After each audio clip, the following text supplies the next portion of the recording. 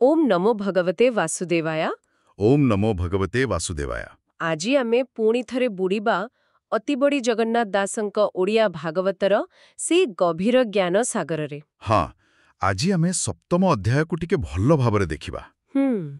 ଏଇଠି ତ ବର୍ଣ୍ଣନା ଅଛି କେମିତି ମହାମୁନି ବ୍ୟାସଦେବ ଭାଗବତ ରଚନା କଲେ ସମସ୍ତଙ୍କ ମଙ୍ଗଳ ପାଇଁ। ଏଇ ଅଧ୍ୟାୟଟି ପ୍ରକୃତରେ ଭାଗବତର ଏକଦମ ପ୍ରାଣ କେନ୍ଦ୍ର ପରି। କେବଳ ରଚନା କେମିତି ହେଲା ସେ କଥା ନୁହେଁ, ହଁ, ତା ପଛର କାରଣ କ'ଣ, ଉଦ୍ଦେଶ୍ୟ କ'ଣ, ଆଉ ସେ ଯୋଉ ଦିବ୍ୟ ପ୍ରେରଣା, ସେ ସବୁ ବିଷୟରେ ଏଥିରେ ଅଛି। ଆଚ୍ଛା, ତେଣୁ ପୁରା କଥାଟା ଭଲ ଭାବେ ବୁଝିବା ପାଇଁ ଶେଷ ଯାଏଁ ଶୁଣିବା ନିହାତି ଦରକାର। ନିଶ୍ଚୟ।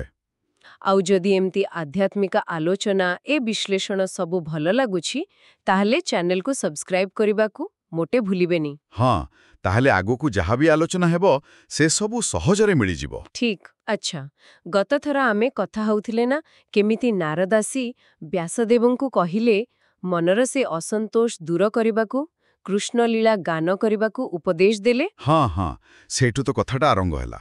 ତ ଏବେ ସେଇଠୁ ଆଗକୁ ବଢ଼ିବା। ସୌନକ ଆଦି ମୁନି ଋଷିମାନେ ପଚାରୁଛନ୍ତି ନାରଦ ତ କହିଦେଇ ଗଲେ, ହେଲେ ତାପରେ ବ୍ୟାସଦେବ କଲେ କ'ଣ? ସେଇଟା ହିଁ ପ୍ରଶ୍ନ। ତେବେ ଆରମ୍ଭ କରିବା ସପ୍ତମ ଅଧ୍ୟାୟ। ଏମନ୍ତେ ଶୁକ ମୁଖୁ ଶୁଣି ସୌନକ ଆଦି ସର୍ବମୁନି ସୁତମୁନିଙ୍କ ମୁଖ ଚାହିଁ ପୁଣି ପୁଛନ୍ତି ଭାବ ବହି। ସୌନକ ଉବାଚ ବ୍ୟାସଙ୍କୁ ଛାଡ଼ି ଗଙ୍ଗାକୂଳେ ନାରଦ ଗଲେ ଯେତେବେଳେ ଚିତ୍ତେ ସଂଶୟ ଯେତେ ଥିଲା ନାରଦ ବାକ୍ୟ ଦୂର ହେଲା। ସେ ସର୍ବଗୁଣେ ଅଧିକାରୀ ନାରଦ ବାକ୍ୟ ଚିତ୍ତେ ଧରି। ପୁଣି କି କଲେ ପୁଣ୍ୟ ଦେହା କହ ଆମ୍ଭଙ୍କୁ ଯେବେ ଦୟା। ଦେଖନ୍ତୁ, ଏଠି ମୁନିମାନଙ୍କର ଆଗ୍ରହଟା କେତେ। ହଁ, ପୁରା ଜାଣିବାକୁ ଚାହୁଁଛନ୍ତି। ପୂର୍ବର କଥା ତ ଶୁକଦେବଙ୍କଠୁ ଶୁଣିଥିଲେ, ଏବେ ସୁତଙ୍କୁ ପଚାରୁଛନ୍ତି। ସେମାନେ ଜାଣିଲେ ଯେ ହଁ, ନାରଦଙ୍କ କଥା ଶୁଣି ବ୍ୟାସଙ୍କ ମନର ଦ୍ୱନ୍ଦ୍ୱ ଗଲା। ହେଲେ ତାପରେ କ'ଣ ହେଲା? ସେ ପରା ପୁଣ୍ୟ ଶ୍ଲୋକ, ସବୁ ଗୁଣରେ ଭରା। ସେ ଯୋଉ ଜ୍ଞାନ ପାଇଲେ ତାକୁ କେମିତି କାମରେ ଲଗେଇଲେ? ବାସ୍ତବିକ ଏ ପ୍ରଶ୍ନଟା ବହୁତ ଗୁରୁତ୍ୱପୂର୍ଣ୍ଣ ବୁଝିଲେ। ଏଇଟା ଖାଲି କିଛି ତଥ୍ୟ ଜାଣିବା କଥା ନୁହେଁ। ନା, ଏଇଟା ହେଲା ଜ୍ଞାନରୁ କର୍ମକୁ ଯିବାର କଥା। ଆଧ୍ୟାତ୍ମିକ ଅନୁଭୂତି କେମିତି ଗୋଟିଏ ବାସ୍ତବ କାମରେ ବଦଳୁଛି ସେଇଟା ଜାଣିବାକୁ ଚାହୁଁଛନ୍ତି। ମାନେ ନାରଦଙ୍କ ଉପଦେଶ ଖାଲି ଶୁଣିବା ପାଇଁ ନଥିଲା। ମୋଟେ ନୁହେଁ, ସେଇଟା ଗୋଟେ ବଡ଼ କାମ ପାଇଁ ଆହ୍ୱାନ ଥିଲା। ଏହି ପ୍ରଶ୍ନ ହିଁ ଆମକୁ ସିଧା ନେଇଯାଉଛି ଭାଗବତ ରଚନା ଆଡ଼କୁ। ଆଚ୍ଛା, ଏଥିର ଆଉ ଗୋଟେ କଥା ବି ଜଣାପଡ଼ୁଛି ନା, ଯେ ଆଧ୍ୟାତ୍ମିକ ଜ୍ଞାନ ପାଇଲେ ତାର ପ୍ରକୃତ କାମ ହେଲା ଲୋକଙ୍କ କଲ୍ୟାଣ କରିବା। ଏକଦମ ଠିକ୍ କହିଲେ, ବହୁତ ବଢ଼ିଆ କଥା।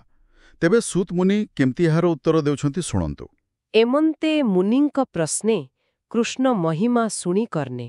ସୁତ କହନ୍ତି ତୋଷ ଚିତ୍ତେ ମୁନିଜନଙ୍କର ଅଗ୍ରତେ। ସୁତ ଉବାଚ ସେ ବ୍ରହ୍ମନଦୀର ପଶ୍ଚିମେ ଆଶ୍ରମ ସମ୍ୟା ପ୍ରାସ ନାମେ। ଯହିଁ ଅଶେଷ ମୁନିଜନ ଏଣୁ ଅନେକ ଯଜ୍ଞ ସ୍ଥାନ। ମଧ୍ୟ ବଦରୀ ନାମେ ବନ ବ୍ୟାସଙ୍କ ନିୟତ ଆଶ୍ରମ।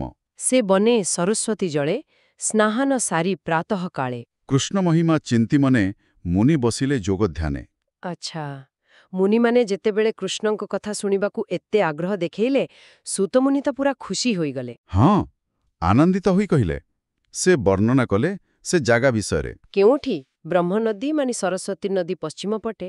ହଁ, ସମ୍ୟା ପ୍ରାସ ବୋଲି ଗୋଟେ ଆଶ୍ରମ, ବଡ଼ ପ୍ରସିଦ୍ଧ। ଆଉ ସେଇଟା ପୁଣି ବଦ୍ରିବନ ଭିତରେ।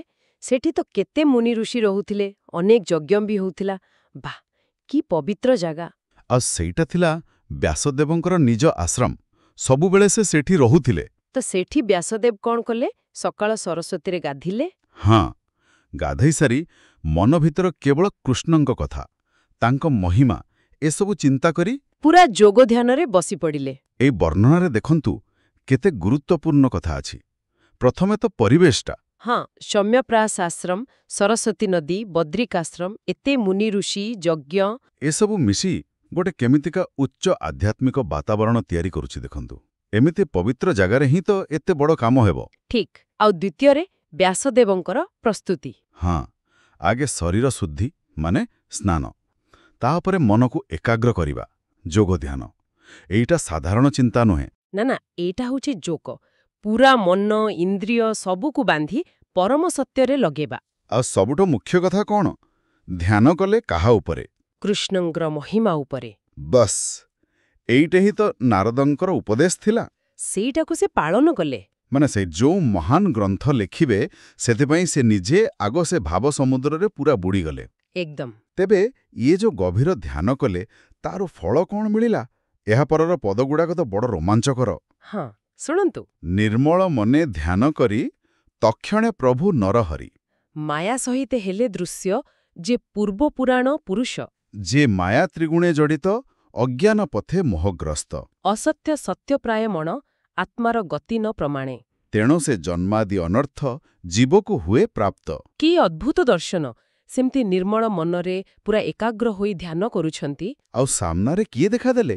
ସାକ୍ଷାତ ଭଗବାନ, ପୂରଣ ପୁରୁଷୋତ୍ତମ, ସୃଷ୍ଟିର କାରଣ, ପୁରାଣ ପୁରୁଷ, ପ୍ରଭୁ ନରହରି। କିନ୍ତୁ କଥା ସେତିକିରେ ସରିନି। ଗୋଟେ ବଡ଼ କଥା ହେଲା, ପ୍ରଭୁ ଏକା ଆସିଲେନି ବୋଲି ବି କୁହାଗଲା। କ'ଣ? ସେ ତ୍ରିଗୁଣରେ ଜଡ଼ିତ, ମାନେ ସତ୍ୱ, ରଜ, ତମ ଗୁଣରେ।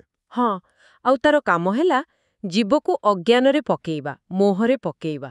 ଏମିତି ଭ୍ରମ ତିଆରି କରେ ଯେ ଯାହା ମିଛ ତାକୁ ହିଁ ଲୋକ ସତ ଭାବେ। ଆଉ ନିଜର ପ୍ରକୃତ ସ୍ୱରୂପ ଆତ୍ମା କଥା ଜାଣିପାରେନି। ଆଉ ସେଇଥିପାଇଁ ତ ଏ ଜନ୍ମ, ମୃତ୍ୟୁ, ବୁଢ଼ାପା, ରୋଗ ଏସବୁ ଦୁଃଖ ଚକ୍ରରେ ଜୀବ ଖାଲି ଗୁରୁଥାଏ। ଏଇ ଦର୍ଶନ ଭିତରେ ଗୋଟେ ବହୁତ ବଡ଼ ସିଦ୍ଧାନ୍ତ ଅଛି।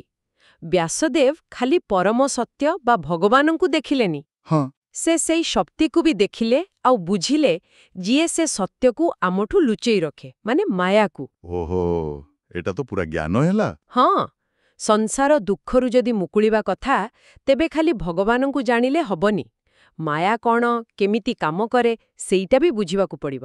ଆଚ୍ଛା। ଏଠି ସଫା ସଫା କୁହାଯାଇଛି, ମାୟା 3 ଗୁଣର ମୋହ ସୃଷ୍ଟି କରେ, ମିଛକୁ ସତ ପରି ଦେଖାଏ, ଆଉ ଆତ୍ମାକୁ ଜାଣିବାରେ ବାଧା ଦିଏ। ବାଃ! ତେଣୁ ସଂସାର ଦୁଃଖର ମୂଳ ହେଲା ମାୟା ଯୋଗୁଁ ହେଉଥିବା ଅଜ୍ଞାନ। ଏହାକୁ ନ ବୁଝିଲେ ମୁକ୍ତି ନାହିଁ। ବ୍ୟାସଦେବଙ୍କୁ ଏହି ପୁରା ଚିତ୍ରଟା ଦେଖାଗଲା। ବାଃ! ଏ ତ ସେମିତି କଥା, ଯେମିତି ଆଗ ରୋଗର କାରଣ ଜଣାପଡ଼ିବା, ତାପରେ ଯାଇ ଔଷଧ ଦିଆହେବ। ଠିକ୍। ତେବେ ଏଇ ଯୋଉ ମାୟା ରୂପକ ରୋଗ, ତାର ନିରାକରଣ ପାଇଁ ଏତେ ବଡ଼ ଜ୍ଞାନ ପାଇବା ପରେ ବ୍ୟାସଦେବ କେଉଁ ଅମୃତ ଦେଲେ? ପରପଦରେ ହିଁ ତାର ଉତ୍ତର। ହଁ, ଏବେ ଆସିଲା ସେହି ମୂଳ କଥା। ତାହାକ ଉଦ୍ଧରିବା ଅର୍ଥେ କୃଷ୍ଣ ଭକ୍ତି ଯୋଗ ପଥେ।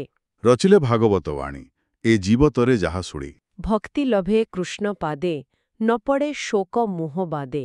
ସଂହିତା ଛଡ଼େ ହରିବାଣୀ, ଶୁକମୁନିଙ୍କୁ ଘରେ ଆଣି। ସ୍ୱଭାବେ ତାଙ୍କ ନିଜ ସୁତ, ହର୍ଷେ ଦେଲେ ଭାଗବତ।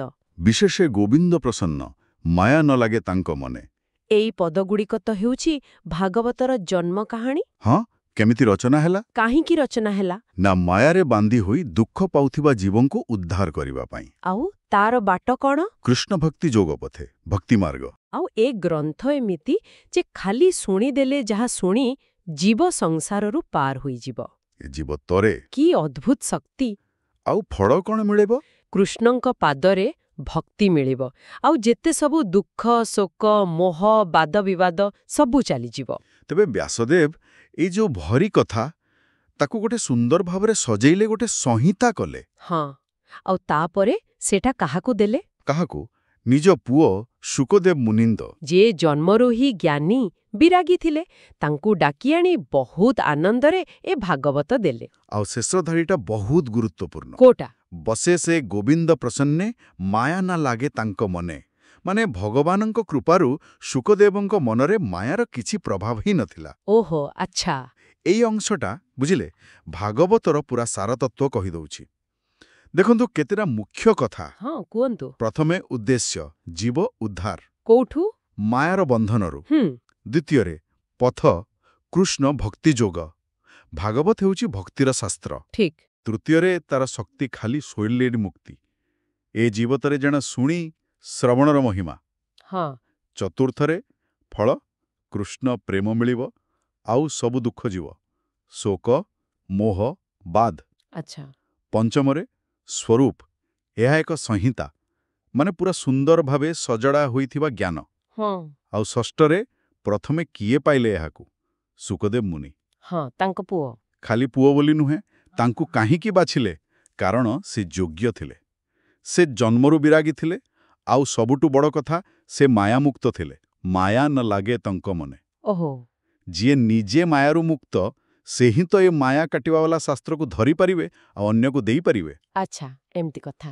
ଏହାଦ୍ୱାରା ସେ ପରମ୍ପରାଟା ବି शुद्ध रहिला। एकदम हाँ, गुरु शिष्य परंपरा तेणु कथा हैला भागवत हेउछि माया काटिवार दिव्य औषध व्यासदेव तैयारी कले आउ प्रथमे देले संपूर्ण मायामुक्त सुखदेवंकु। ବାଃ ସତରେ କି ଗଭୀର ଯୋଜନା ଆଉ କି ଅପୂର୍ବ ବ୍ୟବସ୍ଥା।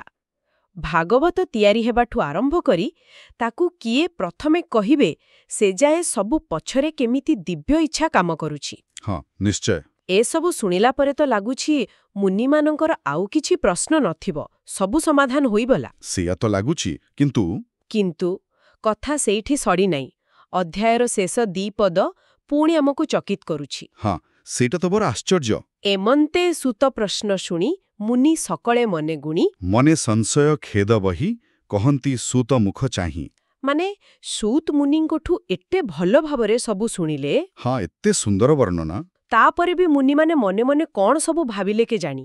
ତାଙ୍କ ମନରେ ପୁଣି ଗୋଟେ ନୂଆ ସନ୍ଦେହ ଆସିଲା। ଖାଲି ସନ୍ଦେହ ନୁହେଁ, ଖେଦ ବି ଲେଖା ଅଛି, ମାନେ ଟିକେ ଦୁଃଖ ବି ଲାଗିଲା। ଆଉ ସେମାନେ ପୁଣି ସୁତ ମୁନିଙ୍କୁ କିଛି ପଚାରିବାକୁ ବାହାରିଲେ। ଏ ତ ବଡ଼ ଅଜବ କଥା। ଏଟା ପ୍ରକୃତରେ ଗୋଟେ ବଢ଼ିଆ ମୋଡ଼ ବୁଝିଲେ। ଅଧ୍ୟାୟ ଶେଷରେ ଏତେ ସ୍ପଷ୍ଟ ଭାବରେ ସବୁ କୁହାଗଲା, ବ୍ୟାସ କେମିତି ଭାଗବତ ଲେଖିଲେ, ଶୁକଦେବଙ୍କୁ ଦେଲେ, ତାପରେ ବି ମୁନିଙ୍କ ମନରେ ପୁଣି ସନ୍ଦେହ କାହିଁକି? ହଁ, ସେଇଟା ତ ପ୍ରଶ୍ନ। ଏଥିରୁ 2ଟା କଥା ଜଣାପଡ଼ୁଛି ମୋତେ ଲାଗୁଛି। ଗୋଟେ ହେଲା ଭାଗବତ ବିଷୟଟା ଏତେ ଗଭୀର ଯେ ହଁ, ଗୋଟେ ଦିଗ ବୁଝିଲା ବେଳକୁ ଆଉ ଗୋଟେ ଦିଗକୁ ନେଇ ନୂଆ ପ୍ରଶ୍ନ ଆସିବା ସ୍ୱାଭାବିକ। ଆଚ୍ଛା। ଆଉ ଦ୍ୱିତୀୟ କଥା ହେଲା ଏଇଟା ପ୍ରକୃତ ଜିଜ୍ଞାସୁର ଲକ୍ଷଣ। ସେମାନେ ଖାଲି ଶୁଣିଦେଇ ଚୁପ୍ ହୋଇ ଯାଉନାହାନ୍ତି। ନା, ପୁରା ମନ ଦେଇ ଭାବୁଛନ୍ତି। ଆଉ ସେଥିପାଇଁ ନୂଆ ସଂଶୟ ଆସୁଛି। ହଁ, ଆଉ ଏଇ ସଂଶୟ ହିଁ ତ ଜ୍ଞାନକୁ ଆଗକୁ ନିଏ। ଠିକ୍। ଏଇଟା ପରବର୍ତ୍ତୀ ଆଲୋଚନା ପାଇଁ ଗୋଟେ ଭଲ ଭୂମିକା ତିଆରି କରୁଛି। ନିଶ୍ଚୟ। କି ପ୍ରଶ୍ନ ତାଙ୍କ ମନକୁ ଆସିଥିବ ସେଟା ଜାଣିବାକୁ ଇଚ୍ଛା ହେଉଛି। ହଁ, ସେଇ କୌତୂହଳ ତ ରହିଲା ଆଗାମୀ ଆଲୋଚନା ଯାଏଁ।